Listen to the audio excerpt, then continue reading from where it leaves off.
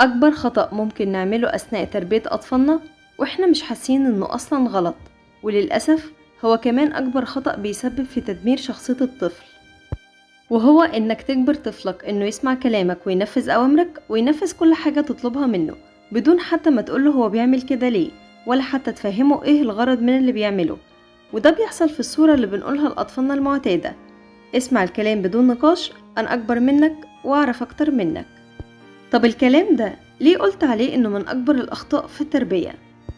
لأن الطفل بيتحول لآلة بتنفذ أي حاجة بدون تفكير وبدون محاولة لشرح وجهة النظر، وده اللي هيخلي الطفل بعد كده تابع لأي حد سواء كان وحش أو حلو، وكمان هيبقى ضعيف الشخصية. والمفروض عشان الطفل ما يبقاش كده ناخد بالنا من شوية حاجات، زي مثلا إننا نسمع رأيه ونحترمه حتى لو في الآخر مش هننفذ اللي هو عاوزه، بس نحاول قدر الإمكان نوصل لحل وسط دايما، ونتقبل مشاعر الطفل وما نحاولش نفرض مشاعرنا إحنا عليه، وبلاش نستخدم لغة الترهيب والتخويف ونستبدلها دايما بلغة الحوار والتفاوض.